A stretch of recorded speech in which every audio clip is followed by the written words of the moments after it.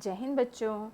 आज हम पढ़ेंगे क्षितिज काव्य खंड का पाठ बच्चे काम पर जा रहे हैं। कक्षा 9 का ये पाठ है, पाठ 17। इसके कवि, इसके लेखक राजेश जोशी जी हैं। बच्चे काम पर जा रहे हैं। आइए लेखक के जीवन परिचय के बारे में जान लेते हैं। राजेश जोशी जी का जन्म 1946 में मध्य प्रदेश के नरसिंहगढ़ जिले में हुआ है। उन्होंने शिक्षा पूरी करने के बाद पत्रकारिता का कार्य किया और उसके बाद कई सालों तक अध्यापन का कार्य किया। अध्यापन मतलब पढ़ाया है, बच्चों को पढ़ाने का कार्य किया है। उन्होंने कविताओं के अलावा कहानियाँ, नाटक, लेख और टिप्पणियाँ, छोटी छोटी टिप्पणियाँ भी लिखी हैं। इनकी रचनाएं कौन कौन सी हैं? इनकी प्रमुख रचनाएं हैं एक दिन बोलेंगे पेड़, ठीक है, मिट्टी का चेहरा, नेपथ्य में हंसी, दो पंक्तियों के बीच, ये इनकी रचनाएं हैं, ठीक है ना। और इन्हें जो मध्य प्रदेश में पैदा हुए हैं तो मध्य प्रदेश का शिखर सम्मान से इन्हें सम्मानित किया गया है। और साहित्य एकेडमी का जो पुरस्कार होता है कि एक साहित्य की एक एकेडमी होती है, उसमें जो अच्छा जिनकी कविताएं या जिनका साहित्य पसंद किया जाता है उनको पुरस्कृत किया जाता है।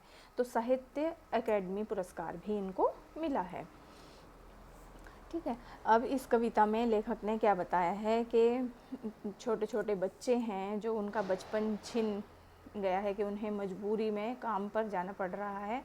तो इस कविता में इन्होंने बहुत ही प्रभावी ढंग से व्यक्त की है बच्चों की बात, और सामाजिक और आर्थिक व्यवस्था पर भी व्यंग किया है कि कितनी मजबूरी, क्या ऐसी मजबूरी है, कैसी विडंबना है कि छोटे छोटे बच्चों को उनके खेल से वंचित किया जा रहा है, उनके शिक्षा से वंचित किया जा रहा है, उनकी जीवन की जो उमंग है उससे वंचित किया जा रहा है, और मजबूर होकर उन्हें काम पर जाना पड़ रहा है ना। तो आइए शुरू करते हैं। देखो इसमें क्या कह रहे हैं, कोहरे से ढकी सड़क, कोहरे से ढकी सड़क पर बच्चे काम पर जा रहे हैं सुबह सुबह।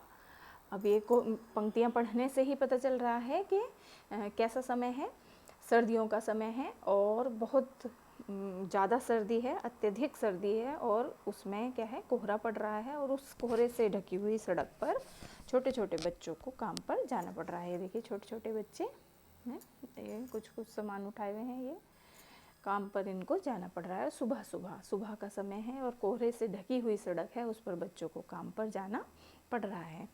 बच्चे काम पर जा रहे हैं, हमारे समय की सबसे भयानक पंक्ति है यह, है ना। अब जिस समय ये कविता लिखी जा रही है तो कवि राजेश जोशी जी कह रहे हैं कि बच्चों को काम पर जाना पड़ रहा है, ये कितनी भयानक पंक्ति है कि इसको मुझे लिखना पड़ रहा है कि बच्चे काम पर जा रहे हैं। भयानक है, इसे विवरण की तरह लिखा जाना चाहिए, इसे सवाल की तरह।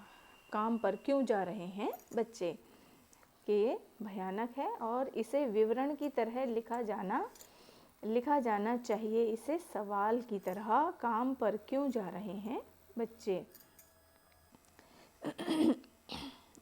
कि हमारे समय की सबसे भयानक पंक्ति है कि मुझे ये लिखना पड़ रहा है विवरण की तरह, के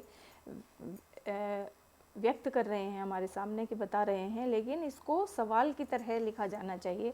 सबसे सवाल पूछना चाहिए, समाज से, सरकार से, समाज के लोगों से ये सवाल करना चाहिए कि क्या ऐसी विडंबना है, क्यों बच्चों को काम पर जाना पड़ रहा है ना। तो ये लेखक कह रहे हैं कि ऐसी क्या मजबूरी है जो छोटे छोटे बच्चों को काम पर जाना पड़ रहा है, कि आर्थिक मजबूरी है और जनसंख्या की समस्या है, और काम नहीं, कम मिल पाता है माँ बाप को, तो वो अपने परिवार का पालन पोषण सही से नहीं कर पाते हैं। इस वजह से बच्चों, छोटे छोटे बच्चों को भी अपने माता पिता का हाथ बटाने के लिए उनके साथ काम पर जाना पड़ता है। तो लेखक कह रहे हैं कि हमारे समय की बहुत भयानक पंक्ति है यह, और इसे विवरण की तरह नहीं बल्कि इसको सवाल की तरह लिखा जाना चाहिए। आगे कह रहे हैं, देखिए यहाँ पर, क्या अंतरिक्ष में गिर गई हैं सारी गेंदें, अंतरिक्ष में गिर गई हैं सारी गेंदें, के आकाश में चली गई हैं सारी बच्चों की जो खेलने की वस्तुएं हैं, गेंद जिससे बच्चे खेलते हैं, वो अंतरिक्ष में आकाश में चली गई हैं। क्या दीमकों ने खा लिया है सारी रंग बिरंगी किताबों को?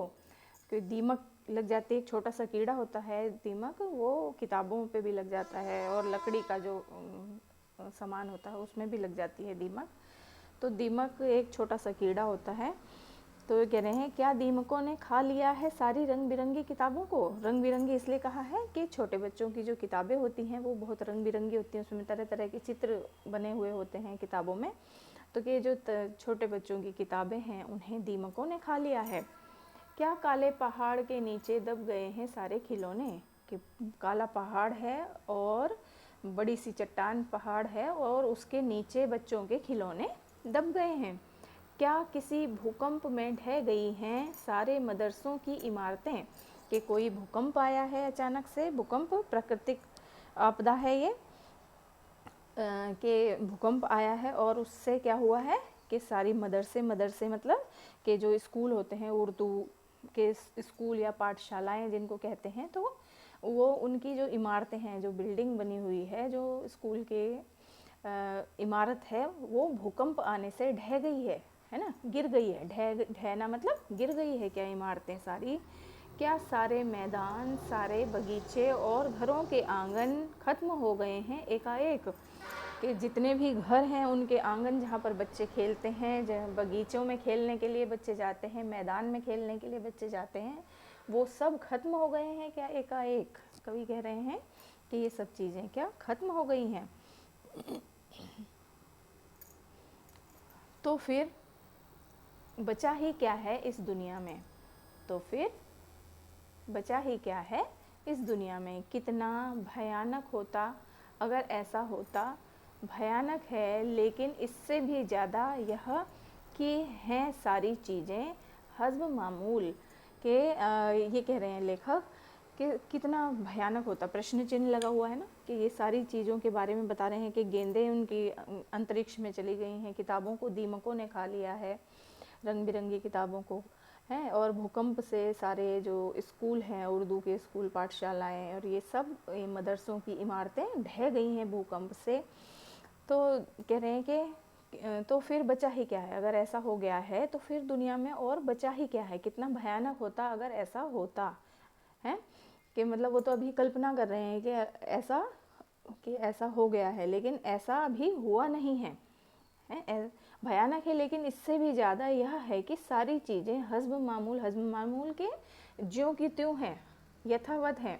कि स्कूल भी हैं, मैदान भी हैं, आंगन भी हैं बच्चों के खेलने के लिए, बगीचे भी हैं, किताबें भी हैं, गेंदें भी हैं, सब कुछ है।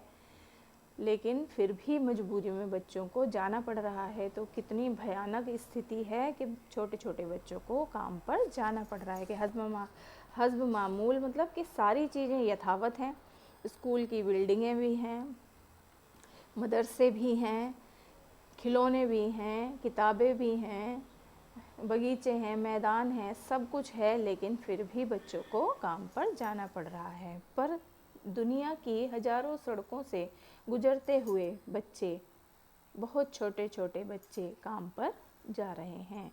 कि सारी चीज़ें होने के बावजूद भी छोटे छोटे बच्चों को काम पर जाना पड़ रहा है।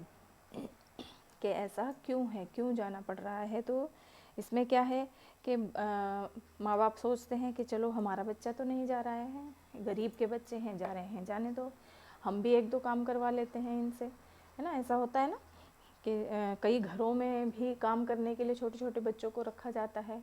कि अपने बच्चे बिस्तर पे बैठे हैं और के लाओ, छोटे और दूसरे बच्चे हैं उनसे पानी ला के दो, इनको खाना खिलाओ, इनके कपड़े बदलो, इनको नहलाओ।